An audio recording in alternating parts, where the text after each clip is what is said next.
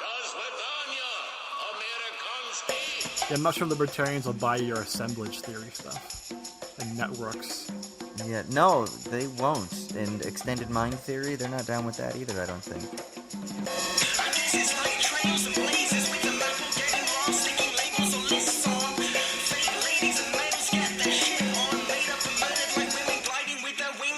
Well, hello. Welcome to another episode of Owls at Dawn.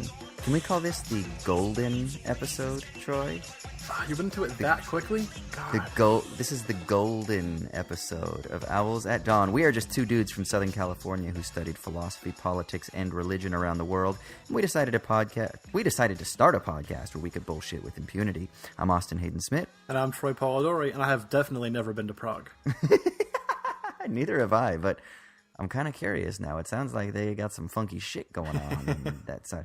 Although it wasn't in Prague, apparently it was in Moscow. But regardless, man, I'm down. All right, so we are going to start off the podcast the way we start off every podcast, the shitty minute. It's a minute or more, most often more, where one of us gets to rant about something that is pissing us off, chapping our hide, greasing our goose. Is that a thing? Do you grease geese? It's alliterative, but I have no idea what it means. All right, whatever, Troy. What's your rant for this week? So you tempted me with talking about some golden showers and shit on this shitty minute.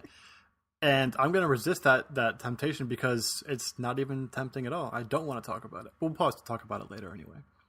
My shitty minute this week is more general and not exactly timely or topical at this moment.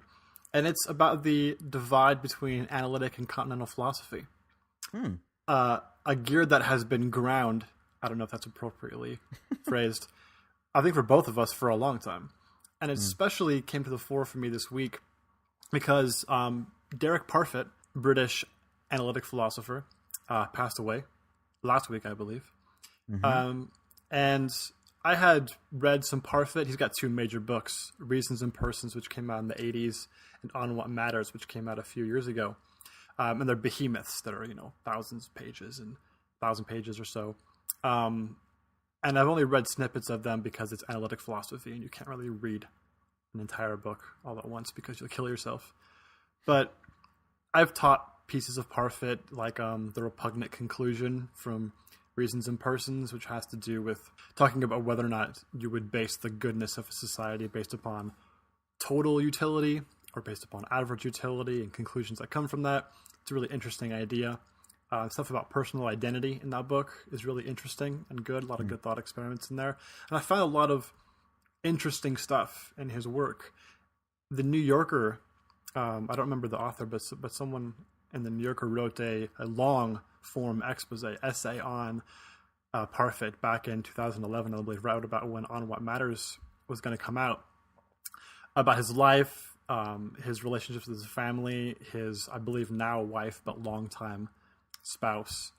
And as much as I do enjoy reading about the lives of philosophers because they're so strange and weird, it was a really good essay and really, I think, brought to the fore what animated Parfit.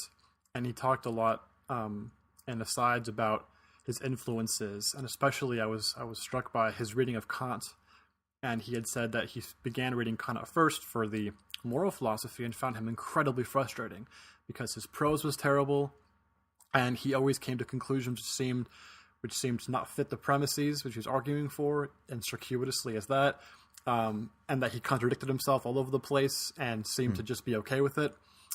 But then later says that as he reads more and more of Kant, he sees this is the most brilliant moral philosopher possibly of the last several hundreds of years. Seeing that there was need for all those things, all the contradictions, all the circuitous reasoning, all those. He was trying to get something important, and he saw it. And Parfit kind of saw himself in a way in that same vein, trying to find something important. And that being animated by that kind of thinking really, I don't know, it just kind of tugged a chord for me. Parfit talks a lot in that essay also about being influenced by Nietzsche, usually in a way that was, a negative influence. I want to, defeat this argument, or I want to give something to counter it. But at the same time, these are the influences, the people that are actually animating his thoughts and discussion, as much as the analytic philosophers. I think he named Bernard Williams as being the most important ethical philosopher of his time on his own personal work. And so my thought is just, look, this divide has never really existed between analytic and continental philosophy. It's a manufactured, constructed divide, which says a lot more about things like university education, how they work in different countries, the cultures themselves, than it really does about philosophy in general. As if there are different problems to be addressed, different disciplines, as it were, which is not the case at all. So I want to just give a shout out to Derek Parfit, wherever you are, that you're a weird dude, kind of fucked up in a lot of ways. Read that essay, you'll kind of see it. But I get you. And I hope to learn as much from the analytic philosophers as I do from Kant and Nietzsche. Yeah, cool, man. I did not know who Derek Parfit was. I know you mentioned it last week, and I think I made a sort of passing remark that, I don't care about analytic shit, which was obviously not entirely accurate, since my first introduction to philosophy was through the analytic school, analytic philosophy of religion in particular. But I did not know who he was, and then I obviously had to do some research afterwards, and I kind of read some interesting stuff. I think I may have come across that New Yorker piece, if that's the one that sort of talks about his painstaking process, how he took decades basically to write books, and where so many philosophers, maybe because they're trying to jockey for tenure, they're writing articles and books, every year, every couple of years. He wrote 2 books in his lifetime and took like 20 years in between them to really painstakingly develop his ideas. And the thing that the article, at least that I read, seemed to highlight was how much he struggled and wrestled through his ideas. Like you were saying, the thing that he came to admire about Kant was also something that he seemed to maybe take on himself, was to really wrestle through and work through ideas rather than just produce and produce and produce. It was a painstaking process of really trying to agonistically develop these things that he thought were extremely important, and these concepts or ideas, these ethics that he thought were really important. And so that seemed really interesting. Yeah, for sure. That's what it's about. Yep. Even though I don't know if I have the patience or stamina for that. I feel like I would be more of the just put it out there, just keep putting shit out there, and then hope that my new thing that I put out there supplants the old thing, and that people don't hold the old thing against me. Sort of like Deleuze, just kind of just constantly is making shit, and then you're like, well, who is this guy? And it's like, well, he's there through all of it. But I feel like when you have someone like Parfit, who has 2 books, you sort of get you get a clearer idea of who this guy is.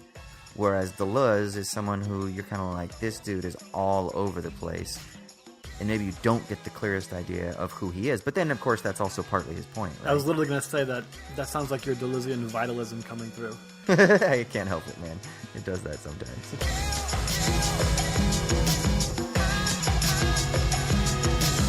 So for our next segment, our main segment, this week, we're talking a little bit about rights.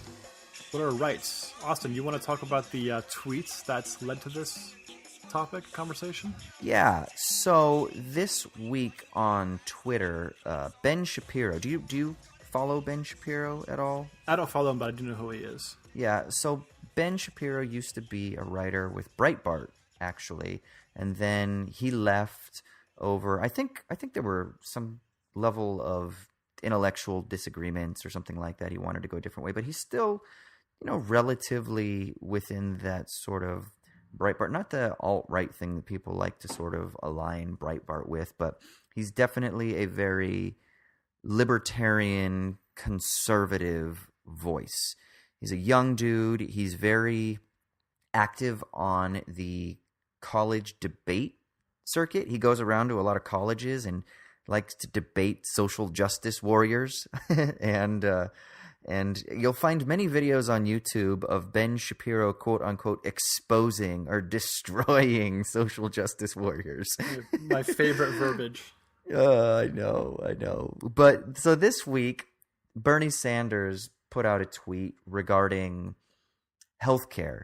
and how healthcare should be a right. And Ben Shapiro responded in kind, with his kind, basically saying that you can't talk about rights with regard to healthcare because you don't have rights over somebody else's labor or expertise, because that would be a sort of thievery of their labor, right? So you can't have rights over those things. So for Shapiro, rights only belong to the individual over your own individual property. You have the right to your own property. And he probably would start with the non-aggression principle, right, in libertarian thought. And so any sort of demanding of universal rights or equal rights would be a violation of the non-aggression principle, because you would be violating somebody else's freedom to be able to sell their own labor as a commodity. And ultimately what Ben Shapiro was arguing was that one's labor is a commodity that one has the right over to sell at his or her own, according to his or her own desires. And so I thought it would be interesting to sort of chat about this discussion. What are rights? What is the libertarian conception of right? And what is Bernie Sanders getting at with this idea of universal rights? And how can we start to think about rights or freedom maybe in different ways that sort of skirt the libertarian, what I would call sort of restricted version or understandings of freedoms and rights? Does that sound like a good introduction there, Troy? Yeah, definitely. I think just to be specific, the tweet that Bernie sent out was sort of a hypothetical of if somebody goes to the doctor and gets a diagnosis that they have some condition or disease or whatever, but they can't afford the cure for it or whatever program they would need to undertake to take care of that issue, that doesn't make a lot of sense. And Shapiro's reaction to that was an analogical argument. Right? Oh, I walk into a furniture store and I want a piece of furniture, but I can't afford it. So therefore, in a sense, he's saying if you're going to say that you should have a right to healthcare, then you should also, in a similar way, it'd be similar to arguing, oh, I have a right to a piece of furniture that I can't afford because I really want it. Now, the reactions to that seem to be normally on the sort of dissimilarities between the two analogs there. One is healthcare and one is furniture, right? And I get the sort of mini outrage at the idea of comparing those two things, right? Because one you could die without, and you probably won't die without certain furniture.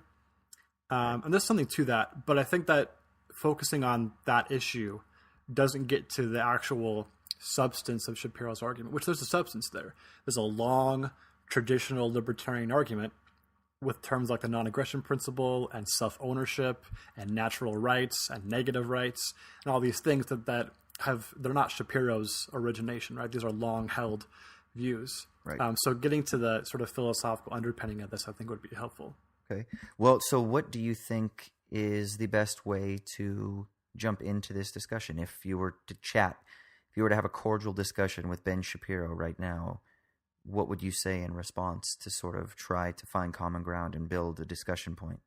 Would it be appropriate, first of all, to just try and break down what the libertarian argument is here in as good a faith way as possible, hopefully, if we can? Yeah, absolutely. So you mentioned the idea there was a libertarian is normally going to hold that an individual owns themselves, their body. Right. They have ownership over that, natural ownership over that. And so any labor you do with that body, then that labor is your ownership as well, and you can sell that as you wish in this kind of ideal libertarian utopia. So the notion would be that a healthcare provider, a doctor, for instance, should be able to enter a marketplace and sell their labor in whatever way that they wish, in the same way that a furniture salesman or a carpenter or whatever would do the same. Right. So that's the sense in which both those things. Well, and then also the furniture, the piece of furniture itself is a commodity, just like the expertise of a doctor is a commodity. Yeah, and the idea is for libertarians that when you perform your labor on a commodity, whether it be with a tool like a doctor would, or on a piece of wood like a carpenter might, then whatever changes to that object occur because of your labor, that itself, when it gains in value, that value belongs to you. So if you have a 2x4 and you turn it into a chair, that increase in value that you've done to that now becomes your property as well, your owned property, and you can then sell that as you wish. Right. Now, this goes back at least to as far as John Locke, and it may go back further than that, but as far as I understand, I know for a fact that John Locke used this argument quite forcefully to argue for what we now call the sort of classical liberal ideas of freedom over one's, what we could call individual property, not private property, but individual property. That is the property that one owns based on one's output that is placed into the transformation of the material world. So you work the land, that land is yours. You build a chair, that chair is yours. Right, like you just said. But yeah, I don't know if anybody else prior to Locke, but at least as far back as Locke, which is 1600s. Yeah, and this is probably in the philosophical scene popularized most by Robert Nozick, who was a philosopher in the 20th century, and he used these libertarian ideas to probably most famously argue against the idea of taxation, even comparing taxation to slavery, in that the argument basically goes, it's not like a ridiculous analogy, which when people hear, oh, taxation is slavery, it's like, oh, are you kidding? You're comparing, taking 20% of your taxes or your money as taxes to literally being enslaved? Again, that's the same thing as the furniture to healthcare analogy. Yes, it's a bit shocking as an analogy, but it's meant to get to a philosophical point, right? Which for Nozick was, at what point is someone taking your property without your consent not slavery anymore? If it's 100% tax, it's slavery, right? If someone takes 100% of all the things that you own without your consent, that is slavery in a sense, right? Domination in a way we would not accept. If it's 90%, is it not slavery? 80%? 70%? So the basic idea is, well, no, then any taking of your own your property, your naturally owned property without your consent, is then a form of slavery. It's not the same as chattel slavery of African Americans in the beginnings of the country, but it's a form of slavery. That's the idea in the taxation as theft argument, and it goes back to this idea that we have a natural right to our own individual property. Well, and the similar argument is made with regards to the libertarian defense of the Second Amendment, and it's based on a sort of deductive logic that, we have the natural God-given right, or just the natural right to defend our private property. The Second Amendment is what ensures that I have that right. Any infringement upon that freedom, any degree of it, to any degree, it could be 2%, but any infringement upon my absolute free ability to defend myself or defend my property, any infringement is necessarily a violation of freedom and is therefore some form of external domination, and it needs to be rejected wholeheartedly. Yeah, a really important point here, I think, is in the argument, property or ownership is a state of nature, right? It's an absolute thing. And after that come rights. So, for instance, it's generally thought that libertarians tend to argue that rights are only negative. So you only have rights to not have things done to you, right? So, for instance, if you have a natural state of ownership where you own things, you have property, like your body, for instance, nobody can take that away from you, right? You have a right to have that thing. So, for instance, the argument would be it's not okay, according to natural law, in a sense, to murder somebody because you're taking away their body, in a sense. Right. Their own property, or to rape them because you're taking away, you're using their body, which is owned only by them, as if it was owned by you, which it is not. Right. So they have, these classical philosophical arguments to argue for general things we would think we have rights to. I think we'd all agree, for the most part, we have most of those negative rights, right? Like to stay alive if we want to, and to not have our property taken away for the most part. And those are all things that I think almost everybody tends to agree with. The question is, if you're going to argue that way, that it goes from a state of ownership first, and then secondly moves to a sense of defining rights as negative, what are the consequences of that? Does Ayn Rand fit into this objectivism? Does it sort of, this idea that you have your absolute mastery over your own rational abilities to determine what is right and what is wrong with your own body in your own pursuit of your self-interest in the market? Fuck if I know. I don't read Ayn Rand. Yeah.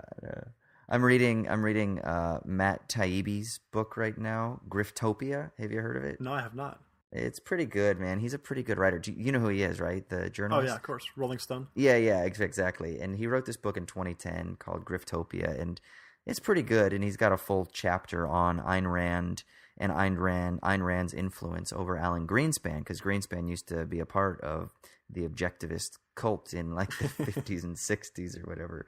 But it's interesting stuff. I mean, I've only ever read secondary stuff, and then of course excerpts from literature that she's had, and then documentaries and shit like that have talked about her. But it seems to kind of fit within this as well. But yeah, okay, go ahead. So you were talking about so the conclusions that come from the idea of negative rights. Is that what you said?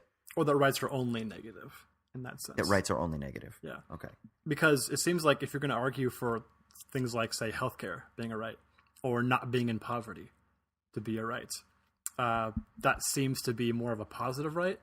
Like I have a positive right to have access to healthcare, a positive right to have access to education, even if I can't afford it or whatever.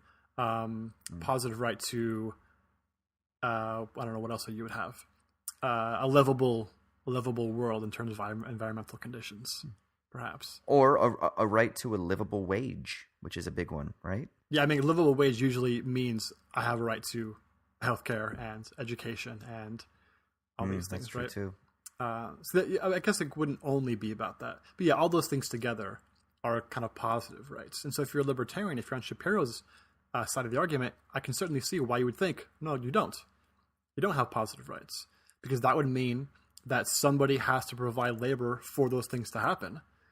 And you would be basically stealing what they own in that sense.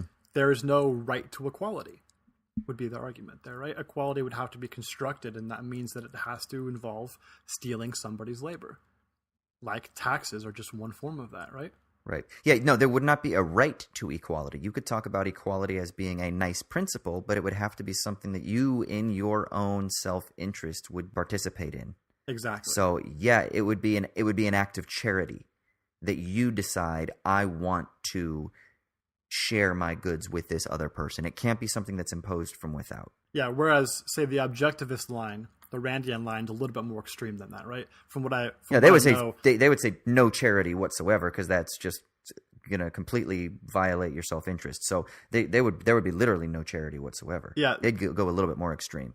An objectivist would probably end up on it's morally bad to to do those things, whereas the classic libertarian argument is a little bit softer than that, or probably a lot bit softer than that, and saying basically this should not be a legally mandated thing. Now, here's my question. Obviously, this isn't something that's protected in the Constitution. This is in the Declaration of Independence, but the idea of the right to life, liberty, and the pursuit of happiness, or, maybe it was redacted from the idea of life, liberty, and individual property, or the ability to acquire property, or whatever it was. But the idea of the right to life seems to be something that might throw a wrench in this idea of negative liberty or negative freedom, right? Because a right to life seems to accord well with the idea of right to well-being, which you could then argue would be a right to healthcare, right? A right to the idea that you would have access to a livable wage, because how can you have a right to life if you don't have health and a livable wage within a market economy where you have to have money in order to have well-being and therefore life? Yeah, so are you talking basically if you don't have access to basic health care, then how are you supposed to go in the marketplace and sell your labor? Say if you're born with a debilitating disease, for instance. So there's a kind of assumption there. Yeah. How do you use your rights? How do you use exactly? And not only that, but if you don't have access to enough income in order to afford food or whatever, so that would be an argument for a right to a minimum wage or a right to some sort of basic income. If you don't have access to that, then you don't have a right to life. But then that seems to sort of contradict the hardcore libertarian line. So it seems to be difficult to even talk about rights at all.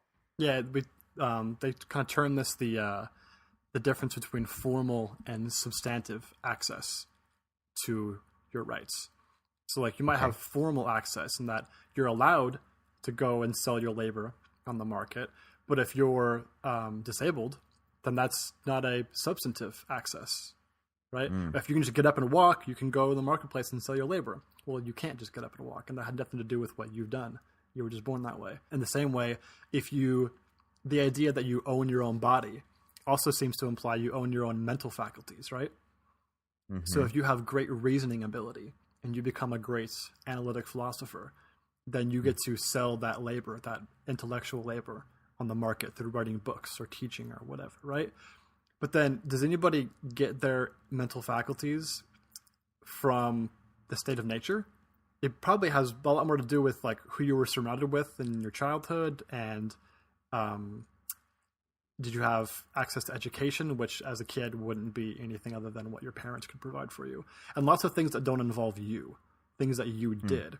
Whereas like a carpenter, when a carpenter works on a piece of wood and turns into a chair, we're kind of just assuming point A to point B was only what the carpenter did. But things like intellectual labor, there's no one individual making that, sculpting that figure. It's thousands and millions of people contributing in small ways to that happening. Yeah, not only the people in your actual historical experience, but also the ghosts of history that inform your intellectual development.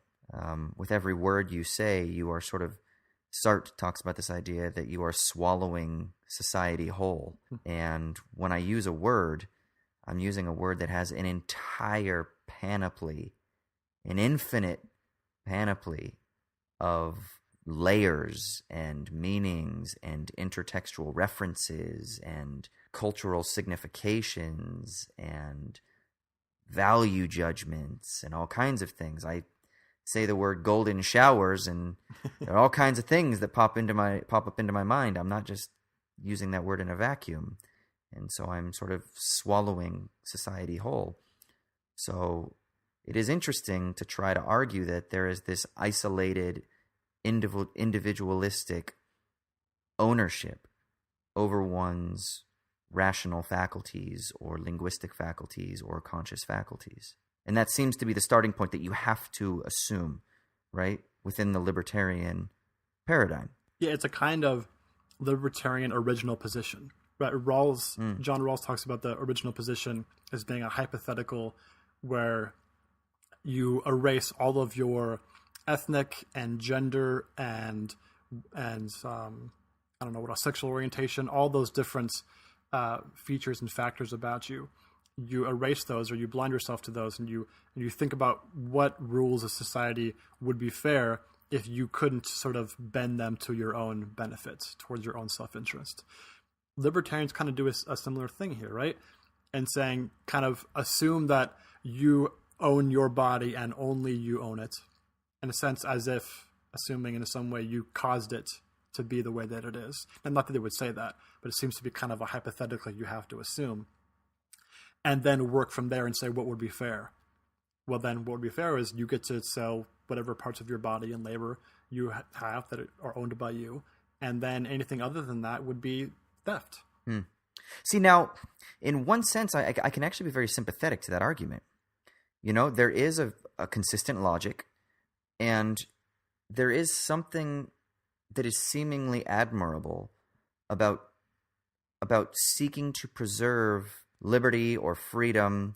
And maybe it's just because I'm so used to thinking about liberty and freedom in these terms growing up in America. But there does seem to be something useful and interesting about it, because it seems like what they're trying to do is they're trying to build from the ground, or from the bottom up rather than from the top down. They're trying to understand things from within a framework that would resist external domination from sort of top-down powers. And I think I can respect that. You know, I mean, obviously I've got a little bit of a bent towards left anarchism. And so you see some of these arguments in left anarchism as well, especially the taxation is theft argument, right? But let me ask you, where do you think the argument, when you see Shapiro respond to Bernie Sanders in the way that he did, when Shapiro says that demanding universal health care as a right is a violation of one's private property, it's a violation of one's ability to sell his or her own labor as he or she pleases, where does Shapiro's argument fall short? Why? What is he missing there? I'm not sure he's missing anything in terms of his argument's consistent and has all this background we're talking about. I think it's the background itself that has the issues. Okay. You mentioned the taxation as theft, right? And that there's left anarchism has a strong history of being sympathetic to that idea, right? And we should add that the vast majority of taxation that has occurred throughout history has been theft. You think about taxation basically starts in feudal type societies, right? Where the noble or king or whomever has power just demands certain taxation from peasants or serfs or whatever, or farmers, to live in or on or around that nobleman's land, which is totally theft, right? Because there's nothing given back in exchange for that. It's just taking because you have power, basically, because you can. I think all of us would agree that's theft and is wrong. And the poor serf who has to, toil over his land for, 19 hours a day or whatever, and then has to give up half of his earnings to some jackass who lives in a castle with his name in gold letters across the top. Sorry, I'm mixing my historical periods here. That's just straight up theft, and that's wrong, and we should never have a society like that. Yeah, I agree. And the vast majority of history, that's been what taxation was. The question is it right to connect that dot of feudalistic society and how taxation works there to what Bernie's proposing? Yeah, real quick, before you get there, I just want to say Mark Blythe talks about this struggle in the early classical liberal moral philosophers, Locke, Hume, Adam Smith, Ricardo, and he talks about this idea of taxation and the role of the government with this sort of pithy phrase. He says their viewpoint ranges from what he calls you can't live with it, can't live without it, and don't want to pay for it. So you have some thinkers that talk about government and taxation. It's like, no, not at all. And some that are like, well, fuck, I guess we have to. And then others are like, okay, well, we have to have it, but we don't want to pay for it. So this has been something that's been struggled with for a very long time within the history, even of the roots of libertarianism in classical liberal thought from, Locke up through Smith. So go ahead. I just like that in his book Austerity. He talks about that, and there's a whole section on it that is pretty good, where he talks about the developments of classical liberalism in relation to market economics. But yeah, go ahead. No, that's very true, and maybe in a little bit we can talk about why people tend to hate paying taxes, especially when they don't see them getting anything from it. Okay, back to the background though of libertarianism. Earlier, I said that it's important to point out that the libertarian argument starts with this sense of ownership or rights over your own body and the labor you perform. And then rights come as a consequence of that, right? It's a negative right to what you own because you have a natural state of ownership over your body and your labor. Is that actually sensible? That idea of property, ownership, is that a natural state of affairs? Or is that the kind of thing that you need an authority with a gun or a sword, or fists, or whatever weapon of choice, to enforce that? Some means, some monopoly on violence, to enforce that property claim. That's obviously the much more sort of agonistic and, dare I say, Marxist approach to it, right? That government intervention, whether it's elected government or non-elected governments, is necessary to have any state of ownership. And then without that, it's just all against all, in a sense, in this theoretical sense. Now, that doesn't mean that there was a war of all against all before, governments came in. I think... well, that's the Hobbesian argument, right? Yeah, and David Graeber did a great job in his book on debt, 5,000 Years, talking about how that's not at all the case. That before capitalism, and before any sort of nascent form of capitalism and money and debt, you didn't have any of these notions. In fact, you had a form of sort of a sharing economy of sorts. Doesn't mean that it was beautiful and we should go back to it, but that it wasn't a sense of like, as if capitalism always existed just in its more sort of infantile forms and then grew up in the modern period into its current Which form. Is an argument that market ideologists put forth, right? That capitalism, as we understand it, is just sort of the flower to the bud of the capitalist impulse that has always existed. Yeah, which is in this libertarian argument, right? The idea of owning your body, property, that's a capitalist notion, right? Individual private property, and selling your labor on a market as if, you people who were hunter-gatherers would do the same thing. Doesn't mean that they necessarily all argue that it's always been that way, but at least it seems to be a somewhat influential piece of sort of historical understanding, right? Right. Now, with that said, is it accurate to say that you can have ownership without government intervention in the first place? Say who owns what? So you're saying you have to have government, or you're asking, do you have to have government in order to even make a property claim at the outset? I can make a property claim right now. I can just be like, I own Emma Stone. We were talking about La La Land before, in the Golden Globes. Right. Be like, I'm going to marry her because she's amazing and lovely. She's and mine. Adorable. Yeah, she's mine. Now, I can't do that. Well, I can do that, certainly. But then what would stop me from actually sort of staking that claim, putting my flag on that? Well, you have no authority. There's nothing to legitimize that flag. Well, I could still go do it. Right, okay. Well, but then 10 giant dudes would jump on me, right? Yeah, exactly. And then they wouldn't be prosecuted for jumping and beating the hell out of me because the government would allow them to. That's an implicit monopoly on violence that they have to guard that property claim. No, she has ownership over her body and you can't take it. If that didn't exist, would there be that same sense of ownership? No, there wouldn't. I mean, I would argue that there have always been some sort of cultural norms that would protect the members of a given community in various different ways, but even then you're talking about governance to some degree. So there's some sort of imposition of force that has always existed, I guess. Yeah, I mean, whether it's legal or cultural or, the shaman or whatever, there's always been something there to enforce that. Marxists called this idea primitive accumulation. Or at least the historical understanding of this, that there was never a natural state of ownership, but always some primitive, some earlier form of accumulating resources or gathering up resources in an unbalanced way, so that some have more than others. And that's never illegal or just. It's always outside of the supposed existent legal system. America itself, all the land and the resources and everything else, there was no sense of like, a capitalist market existed for Europeans to go and bid on land or whatever and fairly distribute it. Like a lot of it was just stolen and taken. Think about the way the railroads were able to cross the country. Obviously, the genocide of Native Americans, the use of slave labor obviously did not involve fair and equal access to resources and to property. So all those things were divided up in such a way, and we see effects of that even today, hundreds of years later, right? Yeah, so the distinction between the sort of libertarian argument and maybe the Marxian argument could be reduced down to the idea that the libertarian argument has to do with an appeal to natural rights, whereas a Marxian argument has to do with the appeal to the historical and pragmatic circumstances that have allowed for the accumulation of property.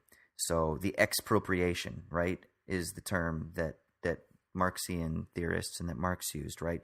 There's an expropriation of property that has been concentrated into the hands of private ownership of the few. And then, obviously, for Marx, then the argument was there needs to be an expropriation of the expropriation, which is the negation of the negation, a sort of reclamation of individual property, wresting it from the hands of the privatized expropriators that are validated by the legal force of governance. Yeah, exactly. And the cash, like the cash value of all that, no pun intended, is that if you look at a situation where somebody has a debilitating disease that they're born with, or it's genetic or whatever, accidental, and they don't have the ability to pay for whatever it is because maybe they're grew up in a poor family in the inner city or whatever it is. And you look at somebody else who is privileged and Caucasian male, and they had a job handed to them or whatever after going to an Ivy League college, which they didn't have to pay for. And that one person clearly has more substantive access to their rights than the other person does. Libertarians wouldn't call that aggression, wouldn't call that coercion, wouldn't call that violence. But I mean, I think we would probably argue that's absolutely violence. It's structural violence. But you kind of occlude that structural violence and structural aggression, coercion, when you look at it only from this one individual's perspective. They own their body. You start the story at their own birth, or maybe their own That's right. A journey into adulthood. But when you have this bigger view, this vast picture of how it's all come from hundreds of years to this point, this one individual person, you see all sorts of coercion everywhere. It's nothing but forms of coercion. And so if coercion's impossible to eradicate, then it's more of a question of, well, what kind of coercion? The kind that just is extant, that just exists as is through various machinations of history. That's totally random and arbitrary, and I doubt it worked for the best for everybody. Or do we want to make forms of coercion that are actually like strategic and planned and hopefully end up with a more equal access, at least as a baseline, for everybody?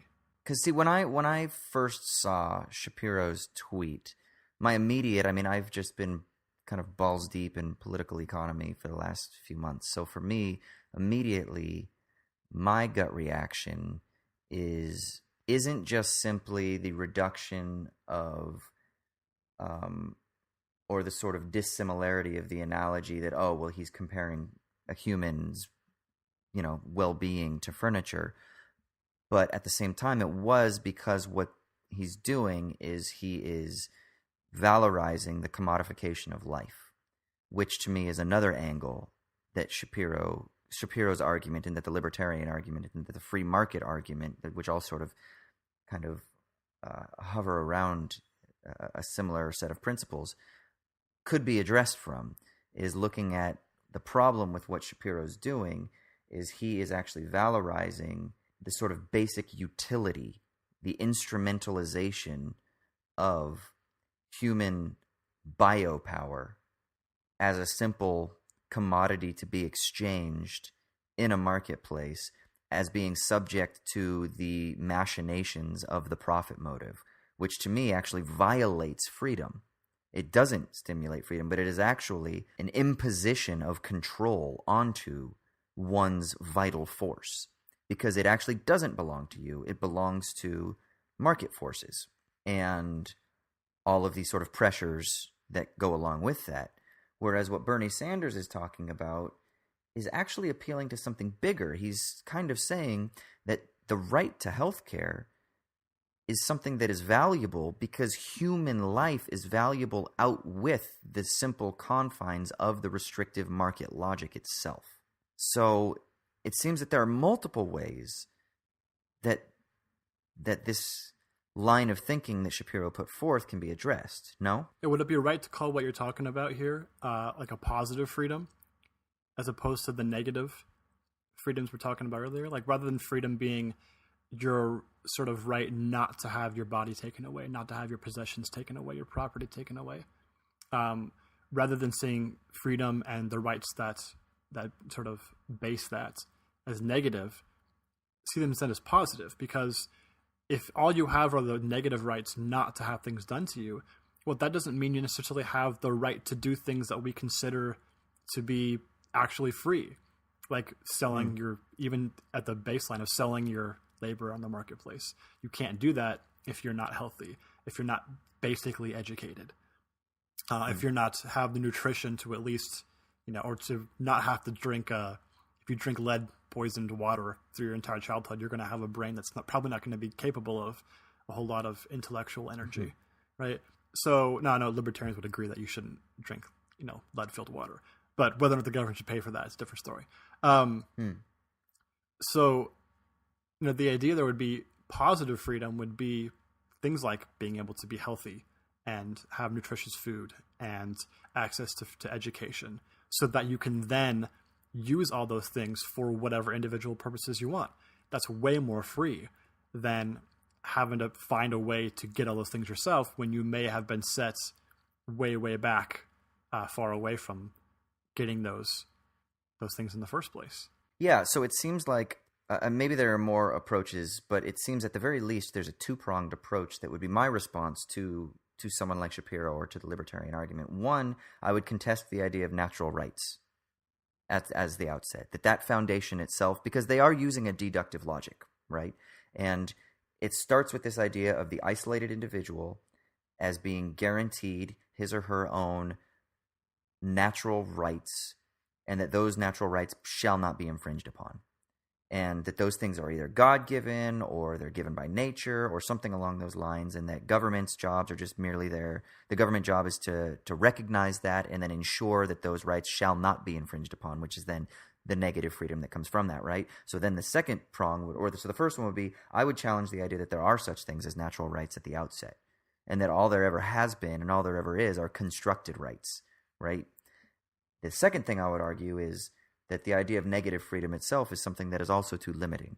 And that's not to say that negative freedom itself has no purchase, because it does. Any sort of freedom from or any sort of freedom for is also a freedom from. So, I mean, it's kind of a both and situation rather than either or. But I would argue that what we could do is have a more substantive look at positive notions of freedom, like you were talking about. The idea of having the right to build communities, the right to think about the stimulation of virtue or the stimulation of flourishing or happiness or well-being or whatever. So it would be both the rejection of natural rights and the rejection of just the idea that freedom is a negative, and therefore that rights are derived from a negative.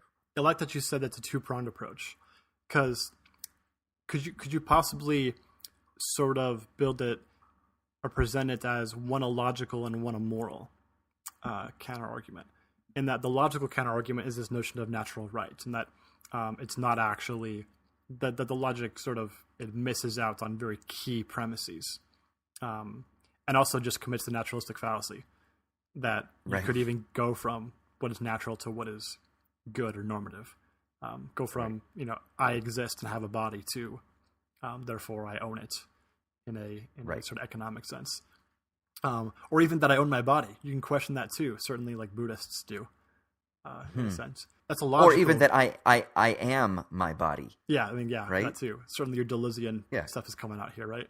Exactly. Well, yeah, and then extended mind theory, and then of course we were talking about the sort of influence of the entire ghosts of history that have contributed. I mean, we are just these swirling affective networks, these complex instantaneous networks that are shifting at all times as we make different connections with various different other networks. So even that idea that we are a fucking body is something that I would contest. But simply enough, it's just that two-pronged approach, even though there are other prongs. Yes, that first is the logical and the second is the moral, right? That even if that's correct, you don't actually get to a sense of freedom that's really fulfilling. That's better.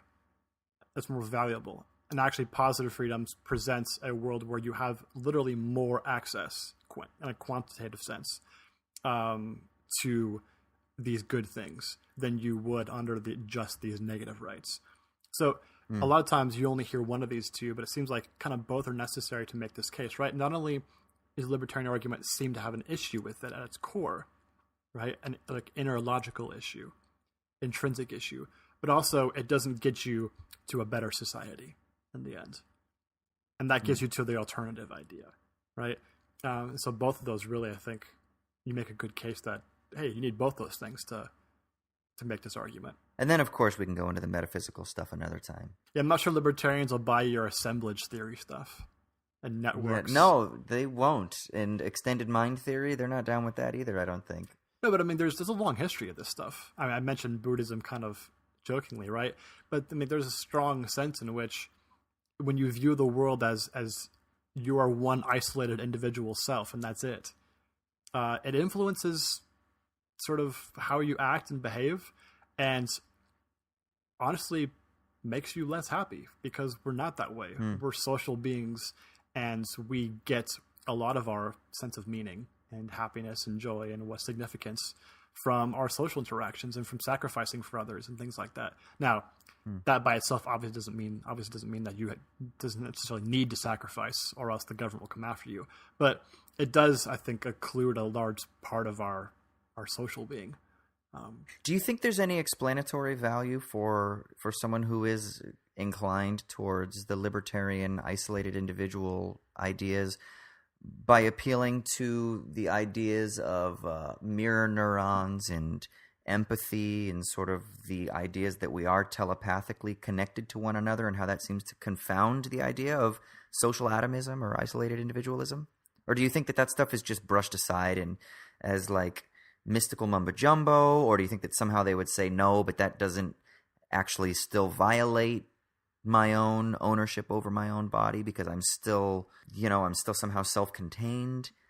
But when you start to think about how we're actually not self-contained, but we literally are connected, like biologically, telepathically, we are fucking connected.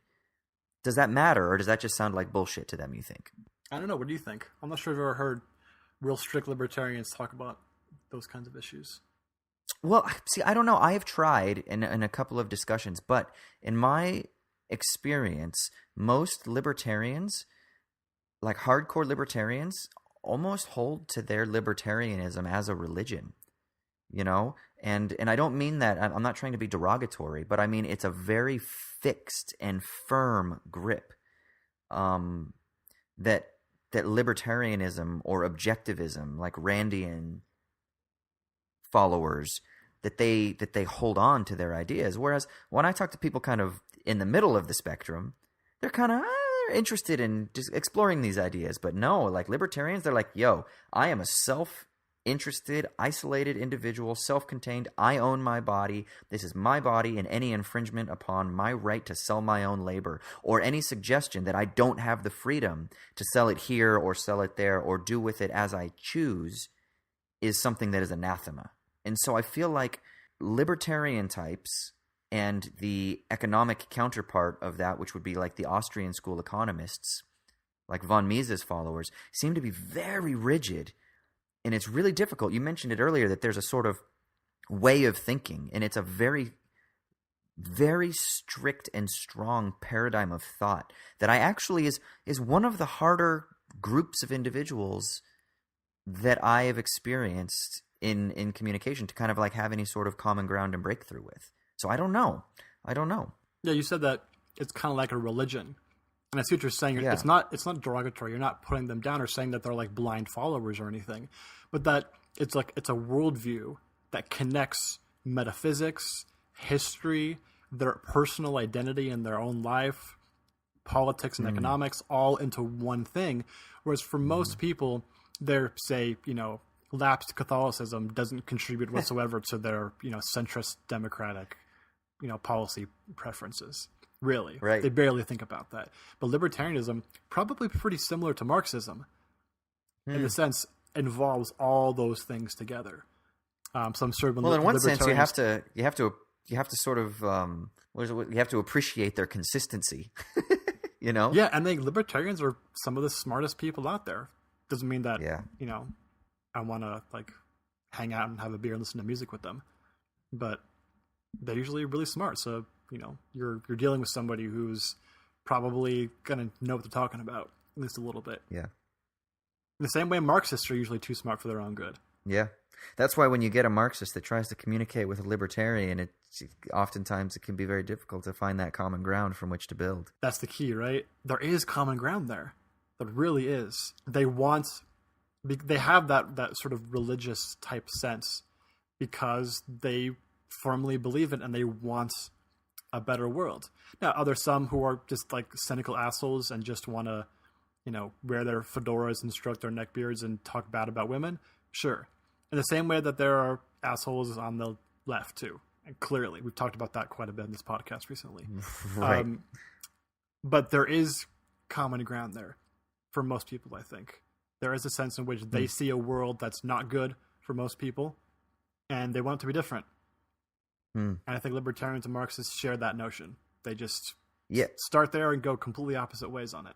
Exactly. If I can just sort of my summation my final point would be, I had a conversation with a friend on Facebook who is a hardcore libertarian guy about this, and basically I told him, I said, listen, he said, I understand you want to get away from talking about rights and freedom. And I said, no, I don't want to get away from talking about rights and freedom at all. I said, I just want to think about them differently than how they're often understood in kind of public discourse, or even from within, the sort of typical American or libertarian frameworks. And I was chatting with him and I said, we were primarily talking about economics, but it sort of had crossover. And I said, let me say, because his argument is that you can only have freedom in the exchange of commodities. For him, that's what freedom was. Freedom on the market to exchange commodities. That is the essence of freedom, because I can choose this, or I can choose that, or I can choose this, or I can choose that. I can sell my service here. I can sell my service there. I can engage in this activity. I can buy this. I can buy that. And I said, okay, I get that. I said, but what if we develop systems of value that weren't just simply subject to the profit machine? And I said, here's something, for example. And I tried to get personal with him, and I said, your wife.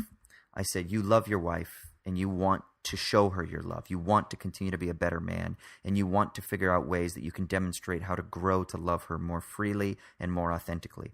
I said, so you might want to buy her something. So you go buy her flowers. But then you realize, well, but that's using a commodity, and that's using the pressures of like the romance market or the Hallmark market that have influenced me. And so my gift is something that's been mediated by the market. So I want to do something a little more authentic. So you say, okay, well, maybe I want to go on a vacation with her, and you book a holiday. But nevertheless, you're still having to use the mediations of the market system. So then you're like, but you know what? I'm going to do something really free, and I'm just going to like write her a song, or I'm going to cook her a dinner, or I'm just going to spend some time with her at home, and I'm just going to listen to her, and I'm going to let her talk to me. And I said, yeah, but the problem is in order to write her a song, you're going to have to use a guitar, and you're going to have to buy the guitar, or buy the guitar strings, or you're going to have to buy the food in order to cook it for her so that you can serve it to her on plates that you had to buy. And I said, and even if you want to just sit there and listen to her, you're going to be paying for rent in order to talk to her, or you're going to have had paid for the electricity in order to see her so that you can communicate with her, or the candles so that you can set the romantic mood. I said, regardless, all of these social mediations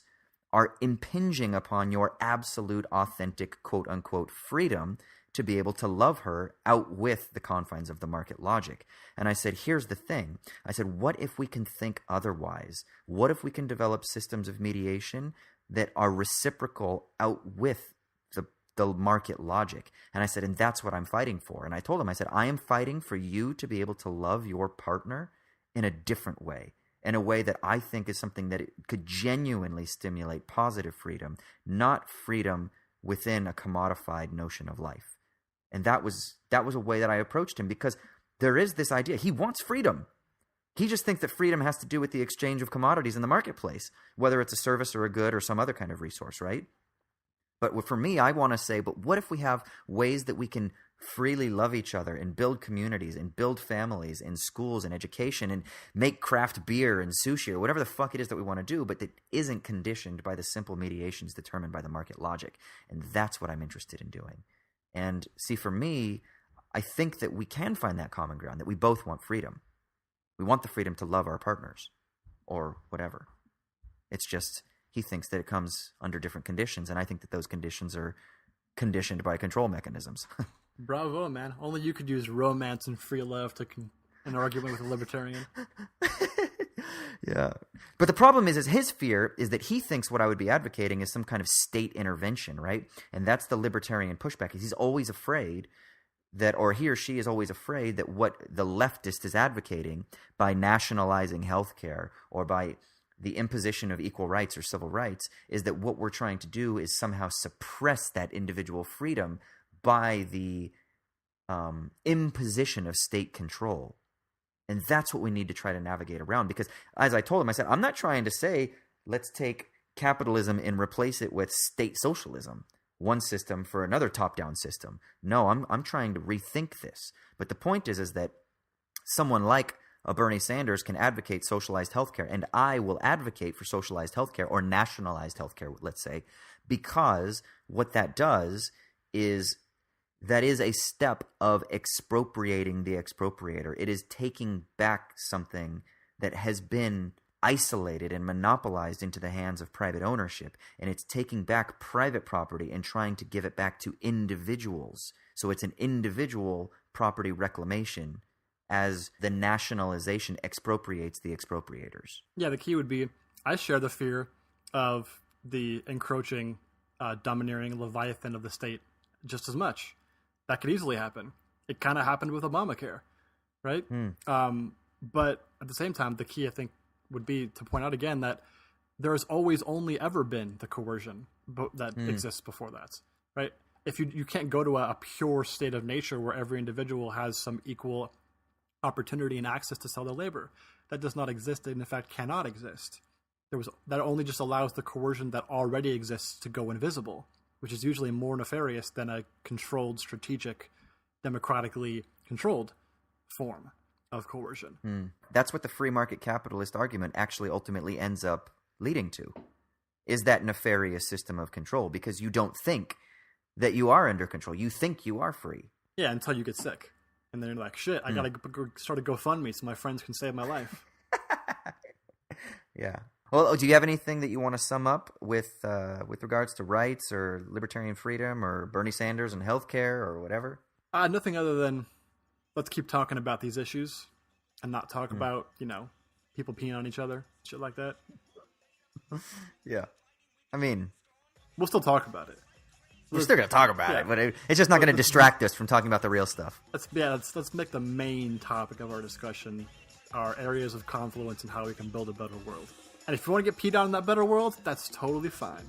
Yeah, I had my finger on the tweet button, and then I just decided to delete it. But I almost said, I really, and I was going to emphasize the really, I really want to believe that Trump committed treason. But then I was going to say, but you know what I want more? # full communism. I get down with that.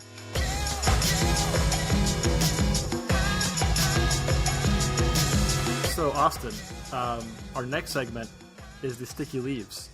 This is the segment where one of us talks about what's bringing us meaning and significance in a world devoid of those things. So what this week has made you feel like living? You know what, man? I mean, I know that you and I have chatted a little bit about this, and we're hopefully going to do maybe an episode coming up, so maybe I can foreshadow it and give a little bit of a forecast of something to come. But I just want to read something that has been really intriguing to me over the last month or so with regards to I guess you would call it a cultural philosophy or a philosophical culture that has been called Metamodernism. And there's a writer by the name of Seth Abramson. He is I think he's a law professor and philosopher and political theorist. I don't know where he is at, but he is a regular contributor on Huffington Post where he writes about politics and about art, and in particular about metamodernism. And if you're unfamiliar with metamodernism, he describes it as a sort of cultural philosophy. Sometimes it's referred to as a structure of feeling. But I just wanted to read something from a recent post that he wrote on the Huffington Post, where the title of it is "What is Metamodernism?" And he sort of describes what it is, and I think it's really interesting. It's something that has caught my attention of late. And so I just want to read this little excerpt, and then maybe Troy and I can chat about it for 2 minutes, but then sort of leave it so that we can develop it later at another point. But Seth Abramson writes, so here it is. Metamodernism believes in reconstructing things that have been deconstructed with a view towards reestablishing hope and optimism in the midst of a period, the postmodern period, marked by irony, cynicism, and despair. Generally speaking, metamodernism reconstructs things by joining their opposing elements in an entirely new configuration rather than seeing those elements as being in competition with one another. If postmodernism favored deconstructing wholes and then putting the resulting parts in zero-sum conflict with one another, a process generally referred to as dialectics, metamodernism focuses instead on dialogue, collaboration, simultaneity, and generative paradox. This last being the idea that combining things which seem impossible to combine is an act of meaningful creation, not anarchic destruction. Metamodernists will often say that they oscillate between extremes, which really just means that they move so quickly between two extremes that the way that they act incorporates both these two extremes and everything between them. The result is something totally new. If you want an analogy to help you picture all this, imagine a pendulum that swings so quickly between two poles that the naked eye can't even see the back and forth movement anymore. Instead, all the naked eye can see is a pendulum hanging straight downward, vibrating slightly.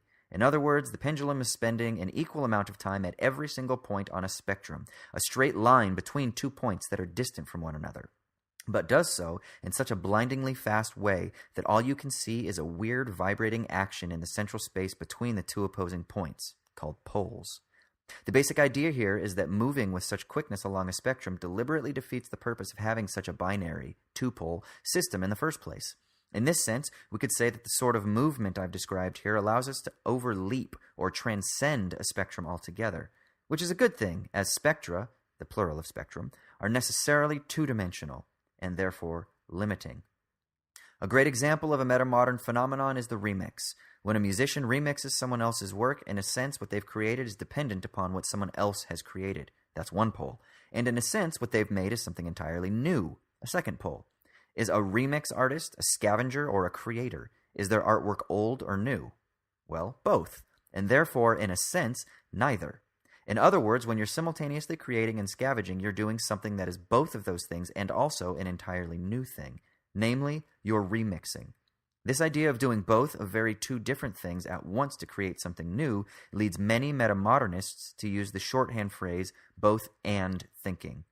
Both and means thinking that's both of two things and therefore something entirely new.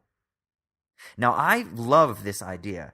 I know, Troy, I sent this to you and you said you want to chat about it later at some point in detail more, so we don't have to get too much into it. But for some reason, when I read this, it resonates with me so much because I feel like this is how I view the world. And I viewed this world without having any sort of label put on it. But this idea in particular of the pendulum that swings so quickly between two poles that the naked eye can't even see the back and forth, but that it holds both ideas at every single point on the spectrum at the same time in the same way, both and in this weird sort of agonistic conflict. I'm like, that's me. And I think one of the other things that's really important about what metamodernism seems to indicate is this insistence upon hope rather than just pure cynicism, which is something that I also really like. And it's something that's very appealing to me. Now, I don't know that I'm a big fan of trying to identify myself within a certain camp, like I'm a postmodern thinker or I'm a metamodernist now. I don't know that I like that type of self-ascription, but I do think there is something interesting in highlighting this tendency, which is I think what Seth Abramson is doing, is he's articulating and highlighting this tendency in a certain cultural paradigm shift. And I think to me it's something that's useful, that I've kind of drawn a little bit of inspiration and hope from in a sort of kind of like feedback loop, if you will. My hope is in finding this system or trend of hope. But it has kind of given me a little bit of motivation to sort of continue to see this trend and to almost not be afraid then to sort of commit myself to the sincerity and hopefulness that I do find within myself. Because sometimes I find myself, I feel like I'm an alien in the world because I see everyone on Twitter that's ironic and sarcastic and snarky, and I'm like, should I try to be like that? But that's not really me, you know? I do feel more like I want to pay attention to David Foster Wallace's appeal to sincerity, or at least when people talk about the importance of sincerity in David Foster Wallace. I feel like, I do think that I am a little bit more sincere than that kind of ironic snark that I see everywhere else. But I just feel like I'm flooded with ironic snark, so I'm like, fuck, should I be more snarky and ironic? But that just doesn't feel authentic to me. I am a little bit more of a softie, and I am a little bit more sincere, and I am a little bit more hopeful and naively optimistic in my outlook. And so I have drawn a lot of inspiration and I've been given meaning from this writer, Seth Abramson, and this movement, or this, I guess, this trend of metamodernism. That was pretty impassioned, man. Yeah. I told you, it's given me that passion, bruh. Now, I remember this in college, this being called postmodernism. Postmodernism, or yes. Like happy postmodernism. That's right. Yeah, I kind of forgot about that whole thing for a while. And when you sent me the article, it kind of fixated a lot of things in my mind, cultural trends that we had talked about and seen, but I hadn't really connected. Like, David Foster Wallace, the new sincerity stuff, TV shows like Community or Parks and Rec, and Master of None. Ironic, but also sincere and emotional. Atlanta? Not pessimistic. Atlanta, absolutely in that vein as well. A lot of music as well. Kind of the new forms of indie rock have a lot of that, the strains. So I do really want to talk about this because there's some things I want to explore that I think are really interesting, and some possible worries that I have. So I think I'll save that for later. But it's definitely an interesting way to set an intellectual background behind what is obviously influencing a lot of the arts. Yeah, cool. Yeah, no, I say definitely. Let's do a full episode on this. That would be really cool.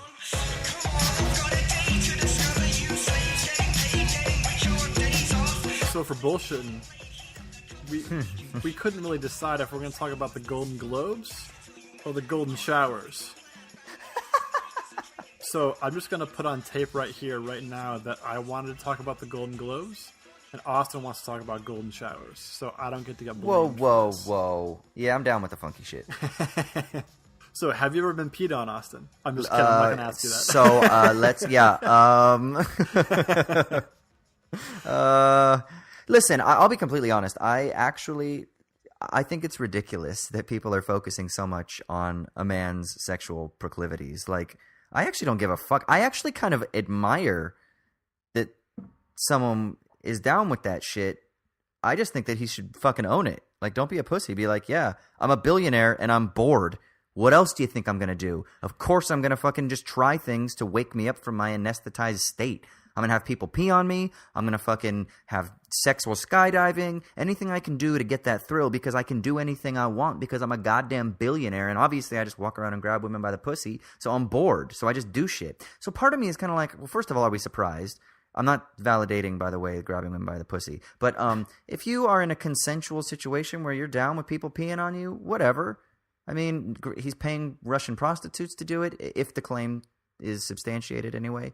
I mean, that's maybe different, because then you're talking about sort of like exploitation of, the sexual market. I know some people say that's a good thing, though, because I don't know, whatever. But I don't really give a fuck if he's down with piss play, man. Who cares? Austin, are you saying that Trump is our modern Madame Bovary? That he has ennui, and that's why he wants to watch... He was watching them pee on each other, right? That was supposed to be the claim? Yeah, I mean, I'm sure he participated. Come on, you don't just watch. Yeah, you want to get into that action, for sure. Yeah, dude, come on. So yeah, we should make a parody where Trump is the modern Madame Bovary. You think Flaubert would be okay with that? I mean, he's dead, so who gives a fuck? Yeah, we'll piss on his grave. Exactly. We will perform the golden showers over his grave. Oh, Jesus. No, man, I just think it's funny whenever something like this happens that has to do with sexual activities, but it's something that is related to an ideological political position, that people get really prudish, right? It's like, oh my God, so-and-so is sending naked pictures to somebody. It's like, yeah, and your fucking point is, who the fuck cares, man? I mean, unless it's like, they're hurting somebody, they're fucking doing it with like a child or some other, aberrant sexual behavior. If it's consenting adults, I kind of don't give a fuck. Dude, I even think it's worse than that. I think that the people who are like wringing their hands over the golden shower stuff, well, on one hand, they're just kind of taking a piss take. No pun intended again. But on the second hand, I think that they're basically like saying, "Oh, this will be the thing that makes his conservative followers freak out and right. withdraw support." Like, they don't even care. They want other people's beliefs to be shattered. They want other people's like delusions to be shattered, which is like so dark. Yeah, I read somebody on Twitter that was really convinced that conservatives would actually be offended because of their sort of conservative sexual preferences. And I was kind of like, well, I don't think that this is going to trump ideological, tribalism at all. No. I mean, there's probably something... I think there's something that would. That's like a literal receipt for an abortion paid for by Donald Trump. Well, if it can be proved, like if this stuff does turn out to be true, and he literally was bribing people to hack, and he literally was colluding with Russia to lift sanctions, and he's literally being blackmailed, and he has, without a shadow of a doubt, been proven to be treasonous, that would, I think, shake the framework of many. Not even all, though, because then some of them would be like, no, it's all a lie. But I think many at that point would be like, okay, this guy's fucking, he's not good. He's damaged goods or whatever. But obviously, it's never. I don't think it's going to come to the point where there's absolute beyond a shadow of a doubt thing. We can't have that in political discourse anymore. Apparently, that's true. Of course, but just the idea that we're going to base our political strategy on trying to shatter the moral and whatever beliefs of individuals who are opposite us on the political spectrum. That's one, it's not going to work. That's a stupid strategy. And two, right. What is your politics that's your selling point? I'm gonna destroy your belief. It just reinforces this whole destruction, John Oliver, whatever bullshit thing. Exposing. Yeah, that's out there. It's just so stupid and ineffective, and it's just mean and wrong too. That, it just shows a poverty of thinking that I can't sell an alternative that would actually benefit this person and try to show them that this is the case and make the case for it. I'd rather just hope that their most cherished beliefs become shattered and they go through epistemic crisis and somehow end up better, come groveling to me afterwards to know what to believe. That's just, oh man, it's so narcissistic. Yeah, that's so fucking kind of you. The best thing I heard though was actually, so the Daily Mash, which is a British satire publication, came out and said, "Hey, come and talk to us when he shags a dead pig," in reference to David Cameron, who literally, when he, I believe, was in university, shagged a dead pig. So the Brits are like, so what, he's down with piss play and that's what you guys are up in arms about? Our fucking former prime minister fucked the dead pig. So and we still dealt with him. So it ain't that big of a deal, y'all. Yeah, this has been happening with rulers and leaders forever. Let's just fucking get over it and start talking about real issues. Speaking of real issues, the Golden Globes, brother. What do you want to say about the Golden Globes? Moving from Golden Showers to Golden Globes. I don't know, man. I liked La La Land. It was good. I'm not sure it wins everything good. Yeah, but Hollywood loves itself. So any film like The Artist, which I enjoyed The Artist, right? I actually really like The Artist. I completely forgot The Artist won Best Picture. Yeah, I forgot that movie existed for 5 years. Best Picture, and I think Jean, whatever the fuck his name was, I think he won Best Actor too. So didn't he? I don't even remember. That's I think how he little may have it's mattered to cultural memory.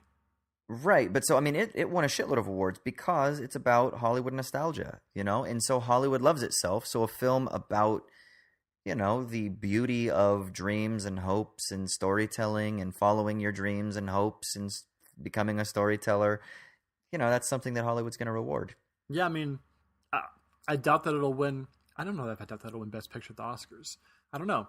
It might. Yeah, I mean, it's. I feel like there's some sense in which it'll be like The Artist.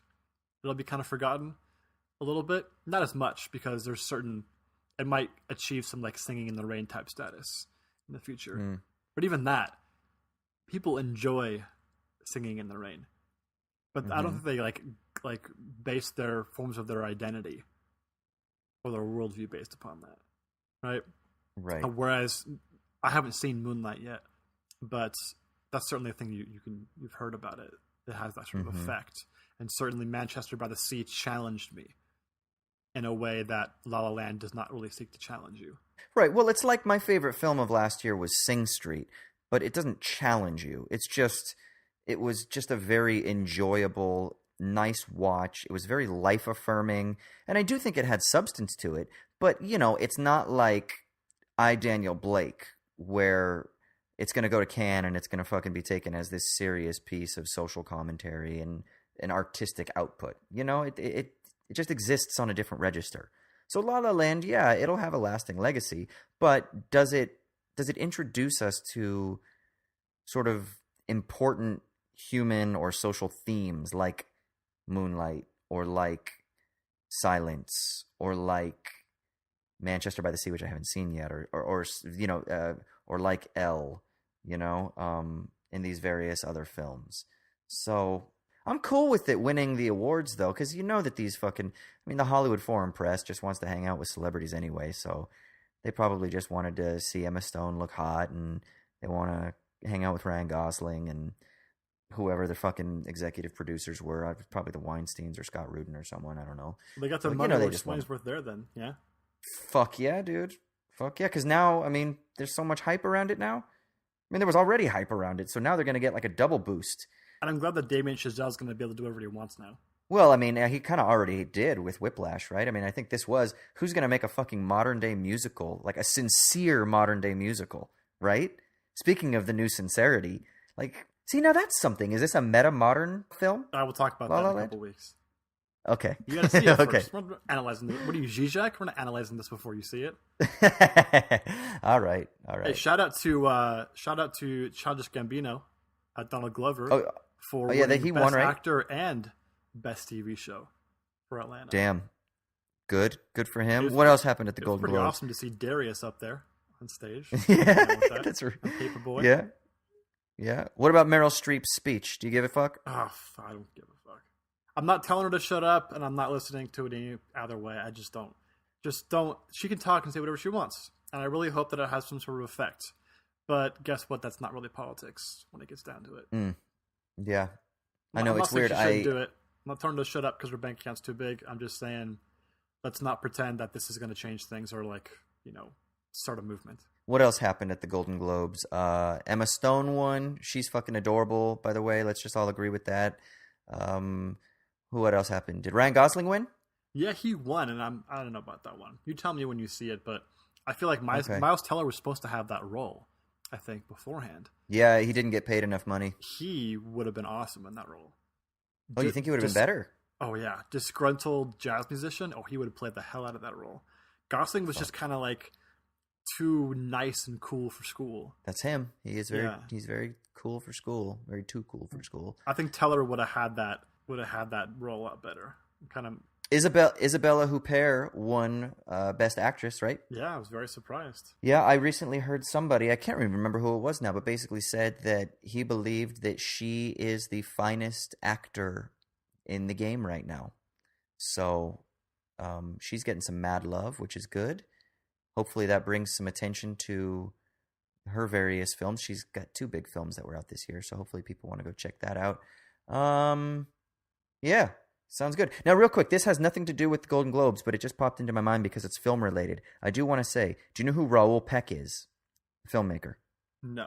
He has 2 films coming out this year that are going to be fucking awesome. One is an adaptation of James Baldwin's I Am Not Your Negro. Okay. And the second one is called The Young Karl Marx.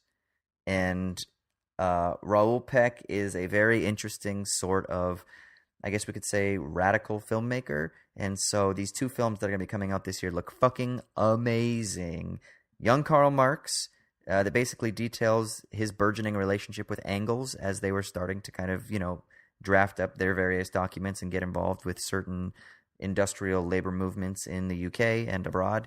And then I Am Not Your Negro is obviously about James Baldwin. So they both look fucking amazing. Trailers are out. Check them out, and they will be out this year. I think the Baldwin documentary comes out in February, and I think Young Marx might actually be out, but I'm not sure.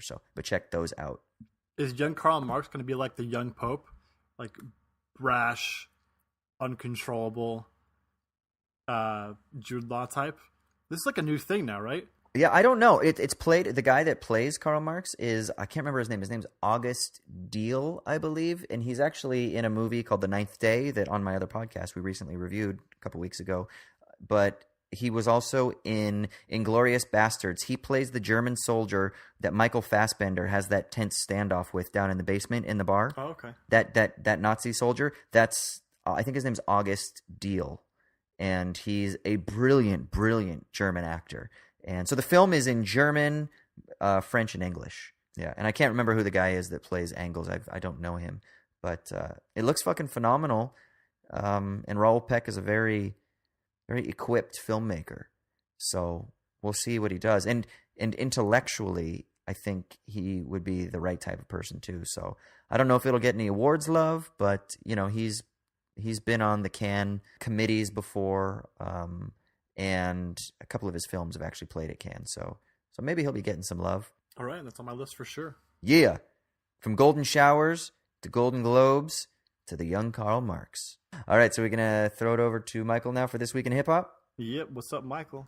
Michael, what's going on this week in hip hop? With first-class legroom, big cocktails for everyone, and a schedule you can depend on. What's up, friends? Coming from an undisclosed location, live on the street. Sorry for the hopefully last low-quality episode in a while. It's This Week in Hip Hop with your friend Michael Burns on the Owls at Dawn podcast. Hope everyone's doing well, enjoying the new year so far, if you can, even though now we know that the Senate is trying to dismantle everything good in America, but whatever. This isn't This Week in Fuckboys on the Senate. This is This Week in Hip Hop, and luckily for you, if you hate my voice, not a lot to talk about this week. Really only two things I wanted to mention. The first thing is, I don't know if you all ever do this, but normally the beginning of the year is when I take some time to look back at records or tracks or projects that I missed during the year. One of those, which I honest to goodness did not listen to in 2016, was Royce the 5'9's album, Layers. Royce is one of those people that obviously has been one of the most technically skilled rappers rapping since the late 90s, early 2000s, but haven't really kept up on his work. Someone who's one of my favorite writers and commentators on the rap world put it in his top 5, this record called Layers by Royce the 5'9. So I went back and listened to it a few times this week, and it's really, really good, and made me realize that I fucked up. I let myself down, I let you down. But if you haven't heard it, I recommend giving it a listen. It's a really strong project. It's cool because it kind of allows Royce to tell some stories about his life in a really honest, personal way, which I think is a nice addition to, I don't know, sort of the classical lyricism and kind of fun wordplay we normally get from Royce. It's cool to hear him tell some stories. In particular, there's a track on it, it's the title track of the album, Layers, that features Pusha T and Rick Ross. Man, that song, if I were to go back and make a top 20 song of the year list, I'd put it on there. Pusha T is just dope. We all know that. Rick Ross is definitely my rap guilty pleasure. They flow in and out of this track with Royce the 5'9 really well. My only negative note on this album is that there's one track where Royce the 5'9 talks about how seeing Hamilton changed his life. And I was just like, damn, that is some dad rap shit to say, that seeing Hamilton changed you. But whatever, you know, we all have our things. I sometimes watch the show The Bachelor, so who am I to judge? But either way, Layers, Royce the 5'9, I highly recommend you check that out.